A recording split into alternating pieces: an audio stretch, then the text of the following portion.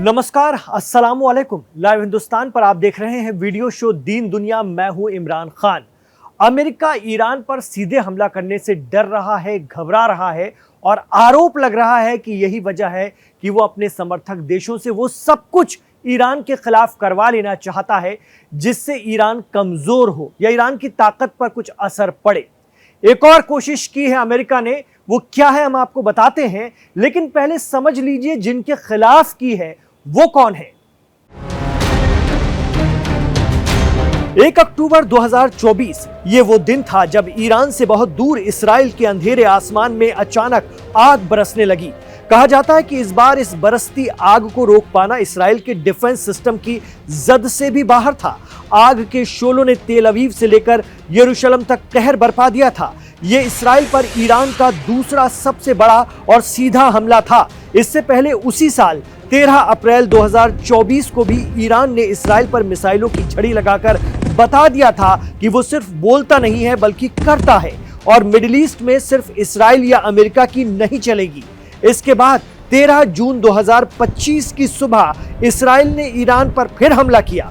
IRGC की top leadership को खत्म कर दिया, लेकिन सिर्फ 12 घंटे बाद ही उठ खड़ी हुई IRGC और इस्राइल का 12 दिनों में वो हाल किया जिसके जख्म उसे आज 6 माह बाद भी सालते हैं।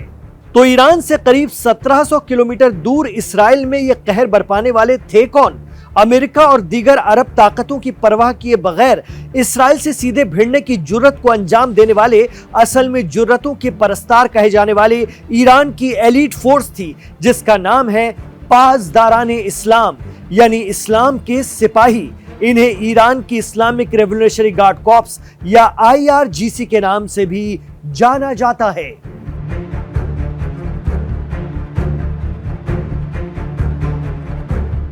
दरअसल ईरान की उसी IRGC, उसी पासदाराने इस्लाम को यूरोपियन यूनियन ने दहशतगर्द तंजीम यानी आतंकवादी संगठन करार दे दिया है। ब्रसेल्स में हुई यूरोपीय यूनियन की अहम बैठक में विदेश मंत्रियों ने मिलकर एक ऐतिहासिक निर्णय लिया। इस फैसले के तहत ईरान की इस्लामिक रेवोल्यूशनरी गार्ड कॉर्प्स यानी IRGC को आतंकी संगठन या दहशतगर्द तंजीम ऐलान किया गया है। इसके साथ ही IRGC का नाम अब ISIS या दाइश और अलकायदा जैसे संगठनों के साथ उसी सूची में, उसी लिस्ट में दर्ज हो गया है। यूरोपियन यूनियन का कहना है कि ईरान में आम नागरिकों पर हो रही हिंसा को अनदेखा नहीं किया जा सकता। उनका इशारा ईरान में प्रदर्शनों के बाद दंगाइयों की गिरफ्तारी और कार्रवाई को लेकर था।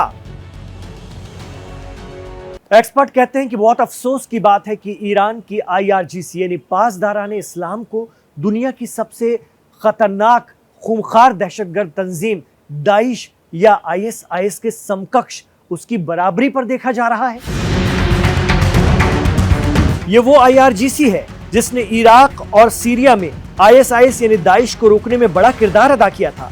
IRGC की कुद्स फोर्स के जनरल कासिम सुलेमानी ने इराक में जनता के जरिए बनी पॉपुलर मोबिलाइजेशन फोर्स को ट्रेन करके खड़ा करवाया और ISIS के खूंखार दहशतगर्दों को खदेड़कर इराक से बाहर किया था, सीरिया से बाहर किया था। 1979 में इमाम खुमैनी की क़यादत में इस्लामिक क्रांति या रेवोल्यूशन होता है। इसके बाद ईरान अमेरिका को अपना नंबर 1 दुश्मन डिक्लेयर करता है।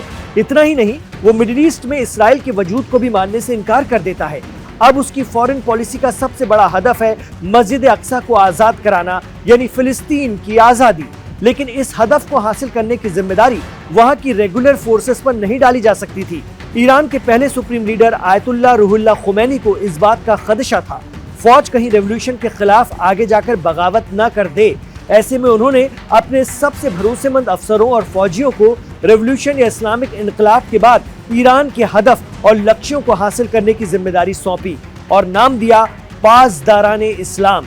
धीरे धीरे IRGC ईरान की फौज से ज्यादा पावरफुल और एक्टिव होती चली गई।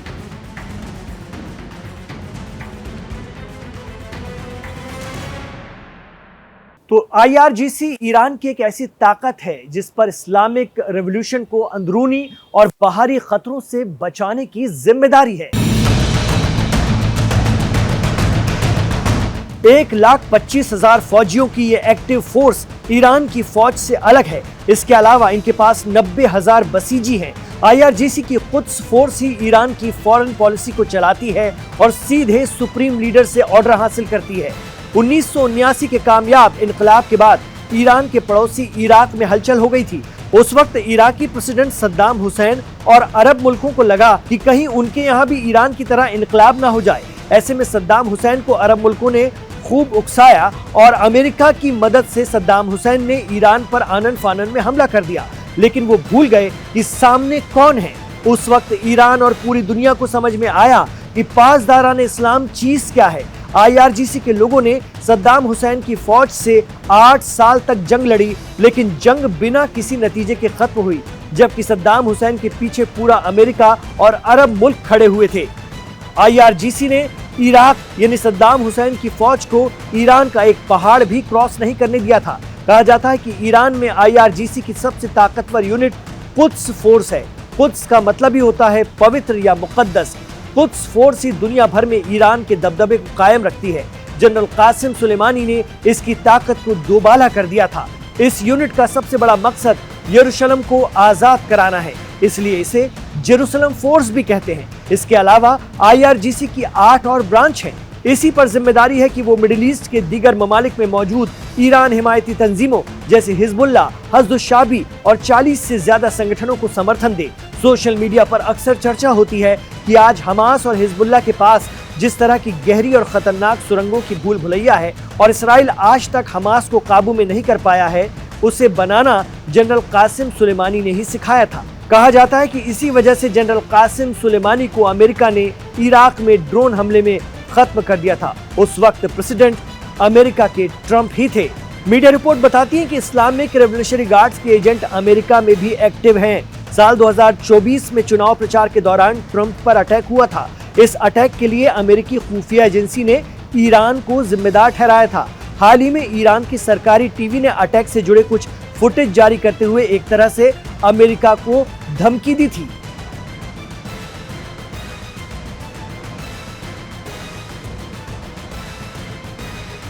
तो यूरोपियन यूनियन के जरिए IRGC को दहशतगर्द करार दिए जाने के बाद ईरान की पार्लियामेंट में मर्ग बर अमेरिका, मर्ग बर इस्राइल के नारे लग रहे हैं।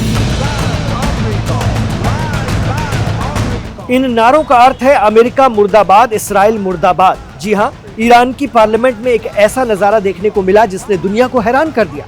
दरअसल ईरान के सांसदों ने संसद की कार्रवाई में इस्लामिक रेवोल्यूशनरी गार्ड कॉर्प्स की सैन्य वर्दी पहनकर हिस्सा लिया। कहा जा रहा है कि ये यूरोपियन यूनियन यानी EU के उस फैसले का सीधा विरोध था जिसमें IRGC को एक आतंकवादी संगठन घोषित किया गया है।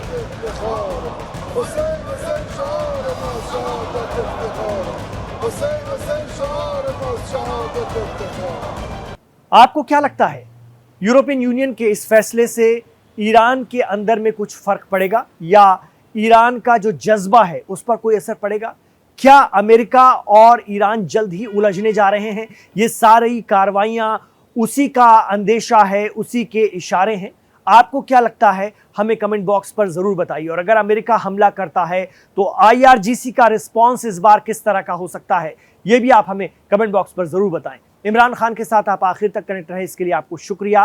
गुजारिश रहेगी, वीडियो पसंद आया तो इसे लाइक कीजिए, ज्यादा से ज्यादा शेयर कीजिए, आगे बढ़ाइए और हमारे चैनल लाइव हिंदुस्तान को सब्सक्राइब जरूर कीजिए और अपने दोस्तों और रिश्तेदारों से भी इसे सब्सक्राइब करवाइए, क्योंकि ये आपका शो है, ये चैनल आपका चैनल है। इमरान खान के साथ आखिर तक जुड़ने के लिए शुक्रिया। अपना ख्याल रखिए, अपनी दुआओं में हमें याद रखिए।